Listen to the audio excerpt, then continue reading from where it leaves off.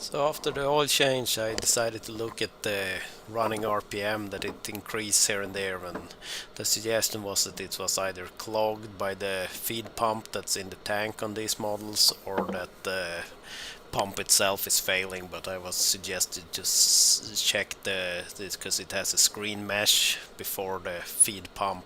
Look at that first. Rubber mat was folded out of the way, some more cleaning under it, and then there are four small screws for this access hole for the fuel pump, the feed pump.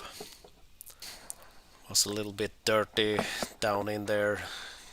Dust and crap have collected over the year. Maybe a tiny leak from the return hose also. Tried this straw nozzle for the vacuum, but that didn't do much. So brake clean and compressed air seems to be the way to go. And hose for the compressed air turned out to be broken, so I need to shorten that a little bit. And it's a crimped on connection, not a hose clamp. That's what happened when you buy hoses. It will still be a pressed on clamp when I'm done, but a different kind.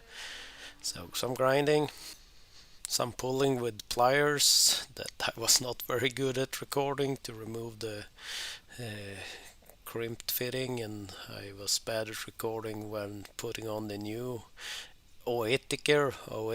I'm not sure how to pronounce the name of the clamps I'm using, but they're low profile and quite good.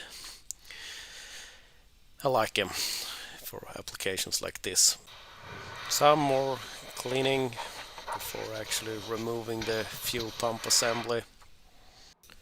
Getting one of them pick tools within the under the lip of the hoses, and then some lube really helps removing all the hoses that have been in place for years. Then it's a big plastic like ring that unscrews to allow you to lift out the entire assembly. And when you start pulling it out, it has the pipes, and I'm not sure exactly what this white first part, it has to do with the fuel level gauge. It has the float bowl and a long arm you will see coming up soon. With the unit out of the machine, I could bring it into the garage and have a closer look at that mesh screen at the bottom. Sure has collected some dirt, but from what I hear, it's too coarse. It allows a lot of dirt into the feed pump itself, and it's suggested that you install a finer mesh. More on that soon. Did clean this mesh up and reinstall everything and put it back together to see if this was the cause of the change in RPM when running the tractor. A little hint, this was not the problem. With the pump back in place, it was started, and I checked the oil filter and plug to see any signs of leak, and here you can see it picking up. We blamed it on air in the system when we first fired it up, but we ran it some more and no, it's still doing it. So a new pump was purchased, and it does come with a new mesh screen. Took the advice to add some kind of finer mesh to it. Some have used some nylon stockings to put over it, something to reduce the amount of stuff that goes through the feed pump. Might prolong life, I don't know. I did have from previous projects some finer mesh materials, so was gonna use some of that, and rather than cutting a circle, then you have the risk of small pieces coming undone. I cut a square and folded the edges in until it was kind of round and fitted underneath the coarser original screen, and popped that into place to have an extra layer of we'll see. This might force it to clog up sooner, but then maybe it starts surging and going up in RPM again, but maybe it saves the feed pump. Did a quick test run on the old pump before taking it apart to see if it would fire up and actually run, and it seems to start and run, so wasn't fully confident this would fix the problem, but we'll see. Forcing a screwdriver in there and doing the Oetiker clamp that's holding it in place. The little rubber hose holding the pump in place actually felt surprisingly soft, but maybe having it submerged in diesel most of its life, it's kept it fresher than other hoses. I even reused the clamp and put the new pump in place. Putting it back in place, and yes, the little red speck you see there next to it, there are sharp edges in this hole. They haven't deburred the hole they have cut here, so heads up if you work on these, it might cause blood. Wanted to replace the return line because that was starting to crack. I know the feed line to the pump was replaced not too long ago. That one had started cracking, and we had some issues some years back with fueling on this, and if it allowed it to get air into the system, and it might have been a few drops. It was hard to start back then and leaked a tiny bit of diesel, but now I felt like as bad as the return light seemed, it's better to replace now than wait until it leaks.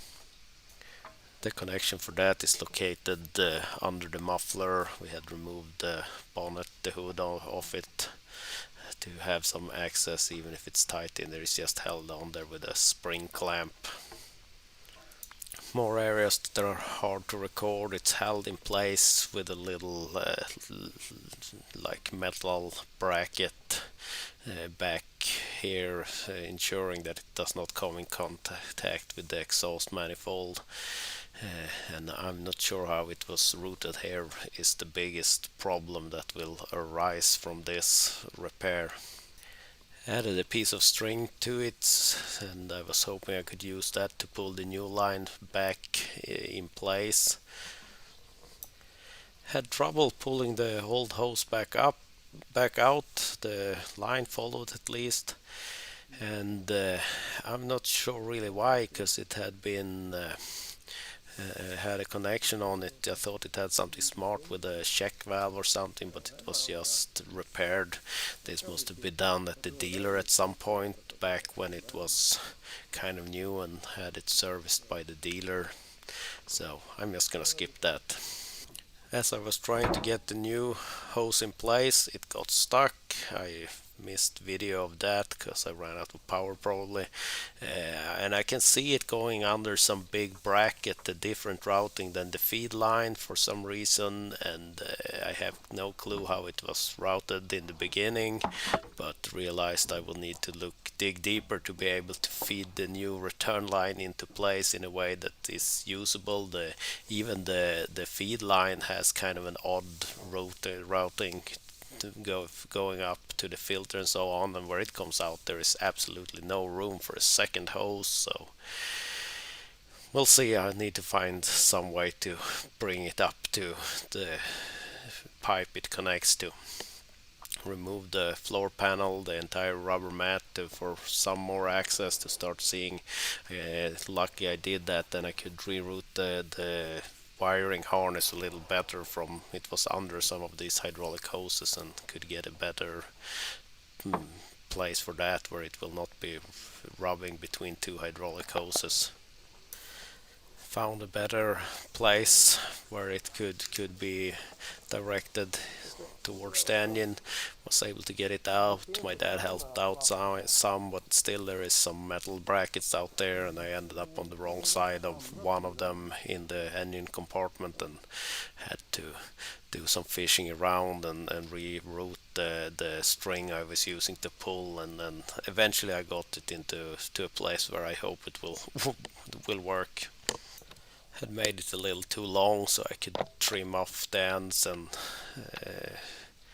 get a fresh clean cut. New hose felt a little on the big side, so rather than reuse any of the spring clamps. I decided to have the screw type clamps holding it in place on the fittings on the connecting pipes. Hose was trimmed to length and connected by the fuel pump. That was missed recording, but had also had the suggestion to add a one-way valve on the feed line before the filter. That would help with it not getting air in the system. I don't know. To check the one-way valve was quite expensive, and they probably had a very good profit margin on that, is my guess. But I want it running properly, so had the suggestion that if you have it in gear, not in park, and you turn ignition on, you should get electrical power to the feed pump. I could not measure that I got any voltage to the feed pump doing that, so I brought a battery and test ran the pump and saw that that worked. And then we decided to test it by actually starting it. Seems to run just fine now, no increase in RPM here and there, so it was probably the fuel pump. I did pull the plug when it was running and measured, and it does feed power to the feed pump when the engine is running, at least, even if I couldn't get any measurements of that with just turning ignition on, so the cover plate in the floor could be put back into place.